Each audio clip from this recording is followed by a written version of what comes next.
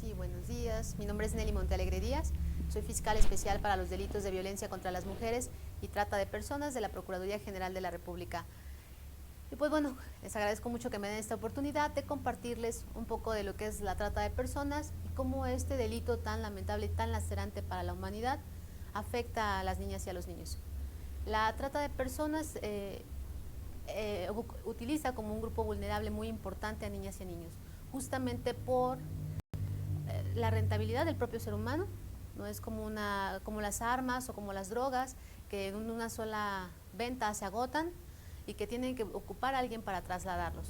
Tienen que ocupar a alguien que traslade la droga, tienen que ocupar a alguien que traslade las armas. No, estas víctimas se trasladan solas y es menos riesgo de que las puedan perder en el camino, y entonces por eso es muy rentable. Y niñas y niños, cuando estamos hablando de un esquema de explotación laboral o sexual, tienen una especial utilización. Es decir, hay, por ejemplo, en el campo hay ciertos frutos o legumbres, como son los tomates, que el tomate cherry muy pequeño, tomado por manos adultas como las nuestras, podemos lastimarlo o mayugarlo. Y entonces requieren manos pequeñas, con menos fuerzas, que puedan generar un producto útil, un producto de primera calidad. Y es ahí donde se vulneran constantemente a niñas y a niños. En estos espacios donde la pobreza, pues evidentemente es un factor de vulnerabilidad, del cual se aprovecha el tratante para utilizarlos y pagarles una cantidad mínima por el trabajo que ellos realizan. Digo, además de que el trabajo infantil está prohibido en edades de 7, 8 años, que es como lo más, digamos, que utilizan ellos para ser explotados. Y en la explotación sexual, bueno, pues, ¿qué les puedo decir? El costo de una niña, de un niño, de un adolescente, se incrementa considerablemente. ¿Por qué? Pues porque justamente en aquellos casos que son vírgenes, en aquellos casos donde hay personas que les gusta imponer su poder en la relación sexual, y cuando lo hacen con niños, pues para ellos es ampliamente satisfactorio. Y entonces la rentabilidad de ellos es muy alta la que puede existir en este caso de niñas y niños. Y esos son dos ejemplos que pueden suceder en la trata de personas. Pero vamos a hablar de que hay 11 tipos de trata de personas, 11 finalidades de la explotación. Una de ellas ya hablamos, la explotación sexual, la explotación laboral.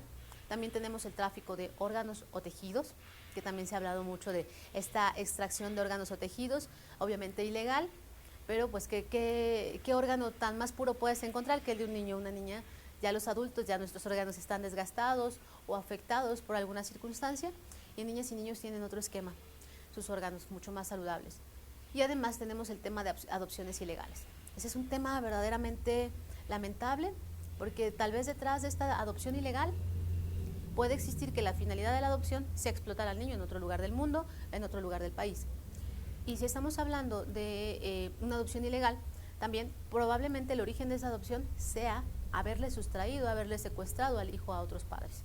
Y entonces estos esquemas también suceden con cierta frecuencia. No en balde, últimamente se han realizado ciertos operativos donde de pronto no se sabe cuál es el origen de los niños y tampoco se sabe cuál es el destino. Principalmente en casas hogar, en lugares de resguardo de niños, en refugios, en albergues, donde no hay un control de cuántos niños ingresan y cuántos niños egresan y a dónde egresan y con quién egresan. Entonces este es un mecanismo muy interesante, porque creemos que si una persona quiere tener a un hijo, pues sabe dónde acudir, hay mecanismos legales para hacerlo. Sí son tal vez tardados, pero bueno, evidentemente tienen que agotarse por un mecanismo legal. Y utilizan las adopciones ilegales tal vez quienes no quieren sujetarse a un proceso legal porque no reúnen los requisitos, o porque en realidad ellos no quieren adoptar a un niño, sino quieren explotar a un niño, y entonces se valen de estos mecanismos para hacerse llegar de niñas y niños. Este es un tema también muy interesante. La condición de siervo de servidumbre, esto también es muy importante. Estos lugares donde principalmente son en las áreas rurales, donde contratan a la mamá, a la niña y al niño para hacer las labores de, no tan solo del hogar, de las caballerizas, del campo, y son niñas y niños que son explotados y que nunca terminan de pagar las deudas. Es decir, les pagan supuestamente por hacer estos trabajos, pero además tienen que pagar la renta y tienen que pagar los alimentos. Entonces, al final del día, lo que acaba ganando la mamá y los dos niños no alcanza o no es suficiente para poder pagar la deuda, y pagan una deuda eterna. Y después se van incrementando esas cargas hacia tener relaciones sexuales con el patrón o con alguien del nivel del patrón. Y entonces eso también se va incrementando en las comunidades rurales principalmente. Otra modalidad de la trata son los matrimonios forzados o serviles. Estos matrimonios, ¿no?, que todavía se habla mucho en México, en ciertas comunidades donde el uso y costumbre es que la hija está comprometida para casarse con alguien, o alguien que la ve y le gusta, va y paga por ella con algún producto, con una vaca, con una caja de cervezas, con un dinero, con un carro, y entonces la jovencita es entregada a esta persona sin haberse enamorado de ella, sin haberse siquiera conocerla o estar de acuerdo, ¿no? Ella tiene que establecer un matrimonio con esta persona. Y estos son los casos que se investigan en la trata de personas.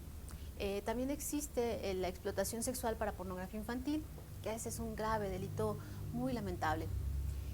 En este delito, bueno, pues utilizan niñas, utilizan niños para ser explotados en el esquema de explotación, que es lo que nos preocupa mucho y que seguramente psicólogas y psicólogos de aquí podrían ayudar para poder entender este fenómeno. Es que cuando vemos las imágenes de pornografía infantil, lamentablemente nos damos cuenta que estas niñas y estos niños no están cautivos. No es la niña o el niño que lo vas a encontrar con una serie de 4 o 5 niños que probablemente han sido sustraídos y les ves las caritas tristes y les ves la carita de sufrimiento. Encuentras indicadores muy cercanos a él. Encuentras al niño con la cuna, la foto de la cuna, donde se alcanza a apreciar el termo del biberón, la leche, juguetes. E inmediatamente tú te das cuenta que este niño o esta niña no está en ese lugar para ser explotada, sino está en ese lugar, está en su domicilio, está en su hogar, está en su seno familiar. Y yo siempre pregunto, ¿quién puede acceder a la habitación de un niño? Si no es mamá, papá, los hermanos. Es muy cercano el agresor, cada vez es más cercano el agresor y es cada vez lo que más hemos identificado. Estos agresores tan cercanos, a veces vemos las fotos en el patio de la casa, en el jardín, hasta ropa tendida. Obviamente ese niño no está en un lugar secuestrado, ¿no? Está con su familia, está en su casa. Entonces ese fenómeno se está incrementando con una... Bueno, no creo que se esté incrementando, más bien están encontrando mucho más posibilidad, mucho más campo fértil. Si estas personas tienen una enfermedad de pedofilia, no pueden acudir a ir de persona en persona, oye, tú también eres pedófilo, tú también ¿quién tienes de material? No. En la red teclean y pueden encontrar un arsenal de información muy importante, comunidades pedófilas, chats pedófilos, blogs pedófilos, y entonces esto está plagando de una manera impresionante. Recientemente la Fiscalía abrió, hace 2 años, abrimos una área de delitos electrónicos, llevamos 34 pedófilos ya en prisión y nos damos cuenta que es el maestro, que es el hermano, que es el primo, que es el tío, y entonces esto se vuelve muy, muy lamentable. ¿Cuántas oportunidades tiene este agresor sobre la víctima? Tiene infinidad de oportunidades. Y las imágenes que ellos producen las transmiten a otras partes del mundo. También es importante compartir. En México difícilmente encontramos imágenes o muchas imágenes de niños mexicanos o de niños latinos. Casi encontramos de niños anglosajones. Seguramente el material que se produce en México se manda más bien a esos países de Europa por las afinidades que tienen. Les gustan aquí las güeritas de ojos claros, las víctimas con esas características anglosajonas, y probablemente de aquel lado esté el material que México produce. Entonces estamos haciendo un gran trabajo. Eso también es trata de personas y estamos combatiendo desde todas estas aristas el delito, pero yo creo que uno de los grandes retos todavía sigue siendo la atención que se le pueda dar a estas víctimas. Si hablamos de una víctima de explotación sexual, de una víctima de explotación laboral, de una víctima de un matrimonio forzado, o de una víctima de una adopción ilegal, o de un matrimonio, de una extracción de órganos, tienen un proceso de atención. Pero las víctimas de trata de personas de pornografía infantil, yo creo que tienen que tener una especial atención. O sea, imagínense una víctima de estas características que es explotada, su imagen está en la red, su video de su violación, de su abuso sexual está en la red. Cuando tenga 10 años, 11 años, 15 años, 20 años, alguien va a encontrar esa imagen donde ella participa en esa explotación. ¿Cuál será el tratamiento que tiene que tener una víctima de estas características que ha sido constantemente vulnerada y que en cualquier momento en la red es una víctima latente? Porque los pedófilos intercambian constantemente imágenes y además con esto las van a estar vulnerando sin que ellas se enteren. Al rato, cuando vayan a la secundaria y alguien encuentre el video de su violación, imagínense lo que puede pasar para esta víctima, que a lo mejor ni siquiera sabe lo que había sucedido en ella. Ya hemos tenido casos de esos, donde son tan pequeñas ellas que no se acuerdan, hasta que de pronto ya más grandes ven sus videos, ¿no?